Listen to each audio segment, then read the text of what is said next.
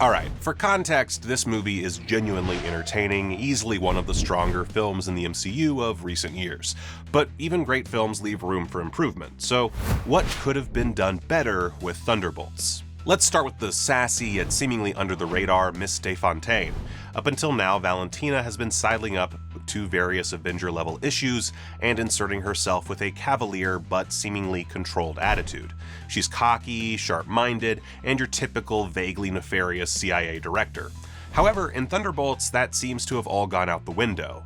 From being pulled into her own impeachment hearings to flailing about desperately to get rid of all of her incriminating evidence in a highly conspicuous way, she seems to have lost her cool. She has numerous facilities that are supposed to be subtle off-the-books locations, but one is a massive lab in the middle of a huge city that requires a lot of effort to 1. Guard and 2. Get into. Hiding in plain sight is all very well, but the hefty military-style security might give something away, you know? Then she has a huge, and I mean huge, storage facility dug into a massive mountain out in some desert like a Bond villain. Not exactly keeping yourself under the radar, are you, Val? Then there's the issue of the operatives. Walker, Ghost, Taskmaster, and Yelena have all been hired to work as cleanup crew for Val, though their employment is unknown to the others. For some crazy reason, Valentina decides that the best way to eliminate them is to get them all to fight to the death in some harebrained scheme. Instead of her tasking all of her operatives with a quiet assassin mission, she puts them all in her mountain warehouse and expects them to not question the situation. Luckily, she has a plan B, which is to incinerate them in said facility. Back to the Bond villain tactics again. Oddly, that doesn't work because people tend to work together when their lives are on the line. Small aside, the real problem with Thunderbolts is that we don't get a whole Die Hard-esque film out of the titular characters trying to get out of this bunker. Like, there's a motion picture for you. Make it like Cube. That's tasty cinema. And here's another quite random shift in direction for a fan favorite. Bucky Barnes, Congressman and Winter Soldier? We saw a glimpse of this in Captain America: Brave New World, and fans were a little taken aback then. But yup, he's definitely attempting to navigate this world of politics, at least part-time. Sure, there is a reason for this career change in the movies as it ties to his comic book story arc, but in the 2 most recent Marvel films, there's no real explanation as to why he's taken this route. And perhaps he feels the same way, considering he turns into the Winter Soldier 2.0 the first opportunity he gets. And considering he seems to be fully ingratiated back into that superhero role by the end of the movie, we're wondering if he'll treat it as a side job while he works in government. Is he balancing Senate hearings with field missions? It's unclear on whether his political arc is being sidelined or just underdeveloped. If Bucky is still a congressman, that opens up a whole can of worms. For example, how do his Brooklyn constituents feel about their elected official going off-grid to do some superhero stuff? Has he abandoned them, or will he still turn up for photo ops and sit on committees? And speaking of identity crises, perhaps the biggest narrative sin Thunderbolts commits is that it doesn't seem to know what kind of movie it wants to be. Is it a redemption arc, a political thriller, a dark comedy, all of the above? Though the ideas the movie brings are worthy, none are given much time to bed in before the story has to progress. The result is tonal whiplash. One moment you have Yelena making quips, the next you're being reminded that this is a team made up of assassins, war criminals, and broken people. The MCU has always walked the line between humor and drama, but Thunderbolts struggles to balance those tones. It wants to both be and not be the MCU's version of Suicide Squad. Yelena Belova is easily the best part of Thunderbolts, and Florence Pugh delivers a standout performance. But not all of the teammates got the development they deserve. One of the most, interesting elements is the use of Taskmaster in the movie. She is barely in it. Within just moments of her being on screen, she's killed off by Ghost. Now, if you think this means she might pop up later with some dastardly plan, well, you'd be wrong. Not only is she shot, she's then the only one of the operatives that actually gets cooked by Valentina's giant oven. R.I.P. Taskmaster. Then there's Red Guardian, played once again by David Harbour.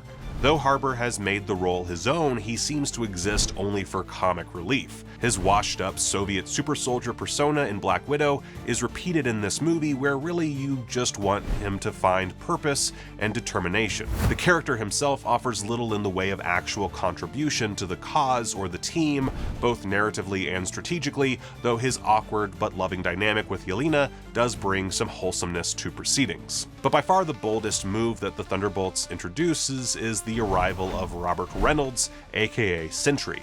For those of you not in the know, Sentry is the one Marvel superhero who has the power of 1,000,000 exploding suns and could destroy any of the Avengers, whether one-on-one or one-on-all. But he has one rather important issue. He shares his mind with a destructive, dark entity called the Void. Think Superman meets Jekyll and Hyde, but the Hyde part wants to destroy all of existence. This is of course one of the big introductions in this movie, but there is actually very little of Sentry or Void across the whole 2 hours.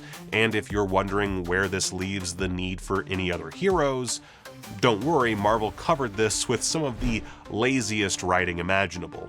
In the end credit scene, Bob is sitting in the watchtower, feet up, eating snacks, stating that he can't become Sentry without becoming the Void. So great, he's just Bob.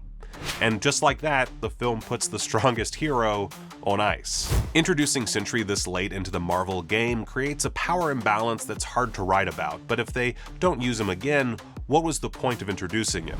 Then, if Reynolds ever does choose to become Sentry again, and the Void tags along, who exactly is supposed to stop him? Captain America? Bucky? Red Guardian with his dad jokes? The guy is so overpowered that most MCU heroes would be rendered obsolete overnight. The Void's emergence raises another major issue. What's stopping Marvel from using it as a lazy plot device going forward? Anytime they need a world-ending threat, they can knock Bob out or tap into his self-loathing. You can't just drop a character who could decimate Thanos and Galactus one-handed and expect your street-level team to stay relevant. Sentry's inclusion feels less like a strategic plot move and more like Marvel trying to hedge its bets on a new cosmic threat without fully thinking through the consequences. Back to the end credits scenes, and something that felt oddly out of place, Sam Wilson. Yep, the new Cap is unhappy that the Thunderbolts are renamed the New Avengers, so much so that he has apparently trademarked the name The Avengers. This feels strangely out of character for Sam. Instead of being a beacon of hope, unity, and freedom, the very ideals Captain America stood for, he's now enforcing copyright law on new hero teams trying to do good? That's not a great look. And narratively, it feels totally out of character. Sam has always been about community, selflessness, and fighting the good fight.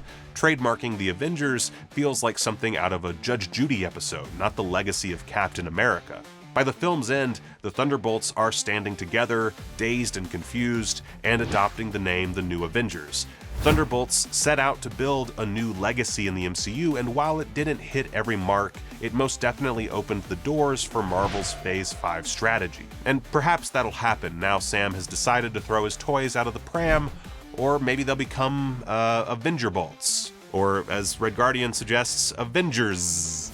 Considering the roller coaster tonal shifts and multiple storylines they tried to cram into the film, an amalgamation of names seems on trend. There's potential in the Thunderbolts lineup. Yelena especially deserves a brighter future for starters, but unless Marvel tightens its storytelling and commits to its themes, this team risks fading into irrelevance faster than Bob can unleash the Void. But what do you think? Is Thunderbolts a misunderstood gem, or a symptom of Marvel's growing identity crisis? Or is it just a good little action flick? Let us know in the comments below. And thanks for watching. We'll see you next time.